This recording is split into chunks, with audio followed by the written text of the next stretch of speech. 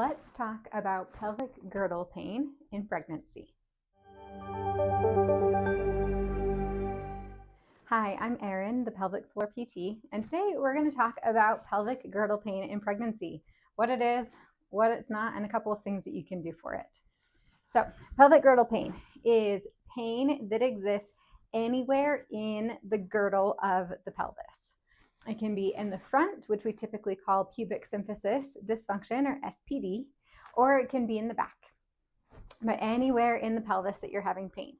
This is most commonly experienced by individuals who are pregnant or recently postpartum. It's the most common time that we see it. Other than that, it's not super common, maybe sometimes associated with like motor vehicle accidents or something along those lines, but it's not as common as it is during pregnancy or after a baby has been born. So that's what we're looking at as far as what it roughly looks like, where it's at, and what causes it. We also want to talk about when people feel it. So pubic symphysis pain or pelvic girdle pain in general is often felt when our bodies are moving asymmetrically. That means when you are going from sitting to standing up and twisting at the same time. That's a super common trigger for people.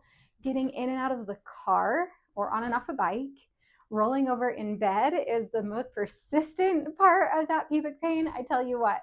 But yeah, so all of those are common things. It can be climbing stairs for some people. It can be running. It can be walking for some people, depending on the presentation and the person. So we can see all of those different types of pain, or all of those different types of activities causing pain in the pelvis. It can also be caused just by standing up. Even if you're not standing up and twisting, it can be caused by sitting too long or sitting in weird positions. So everyone's presentation is a little bit different. The way everyone experiences the pain is a little bit different. But today I want to give you just a couple of tips to decrease the pelvic pain that you might be experiencing. Tip number one is to, whenever possible, try to move with symmetry. Try to move symmetrically. So when we're talking about getting in and out of the car, instead of stepping into the car with one leg and then the other leg, and then the same on your way out, what if on your way in you sat down and then twisted both of your legs together? And then when you were getting out of the car, you twisted your legs together and then stood up. When you're rolling over in bed, trying to keep your legs together when you roll over. For some people, that is super helpful. And for other people, that is not at all helpful. So listen to your body. Your body is the arbiter of all things truth in it. And so if you feel pain with something that I think should help you feel less pain, don't do it, because that is not the right thing for you to do. When we're getting in and out of a chair, stand straight up first and then twist to go take a step and move in wherever you're going. Try to be a little bit more intentional about the way that you move until you decide that that's not necessary for you anymore. The second tip is to try to activate your muscles before you move and see if it feels any better. So for example, one of my patients had pain every single time she stood up. So I had her stop before she stood, sit at the edge of her chair and do 5 glute squeezes. So just squeezing your butt on and off 5 times, and then squeeze your butt and stand up. For her, that significantly reduced the pain. So you can do that with your glutes. You can do that with your pelvic floor, because your pelvic floor muscles are inside your pelvis. So doing a handful of Kegels can help wake things up and remind things that they know how to work together. And then you can move. You can also use your abs for the same thing. So those are the most common muscle groups that I have people use, but whatever feels good for you, whatever works. Another thing to think about in relation to that is not holding your breath. For the most part, not always, but for the most part, holding your breath while you do something like that ends up just making it hurt more. So try exhaling, blow before you go, is how they coin it. So try exhaling before you stand up, exhaling before you roll over in bed or as you're rolling over in bed, and just see, does that make any difference?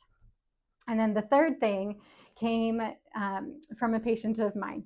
So I had given her a little piece of homework that involved her husband's help. It was utilizing what's called a muscle energy technique. We're just trying to like activate and deactivate the muscles around the pelvis so that they calm down and do their work better to try and decrease the pain that she was experiencing. And it required some effort on her husband's part, and he got sick of providing that effort. And so he grabbed a roll of toilet paper, put it between her knees, and was like, squish that instead. And she did instead of his hands, and it worked. And she was like, I wonder. So when she rolled over in bed that night, she put the toilet paper in between her knees and then rolled over in bed, and she had less pain. And so she tried like putting a water bottle between her knees when she got in and out of the car, and she had less pain. So thank you, husband of Liz, for this. If you have pain with those kinds of movements, what if you put something between your knees and you gently squish it between your knees while you move? Does that decrease your pain? If so, that is the easiest little trick that you can use to decrease your pain in the short term. So that is a little summary of what pelvic girdle pain is, where it's located in the body, and it's a couple of tips of what you can do to decrease that pain.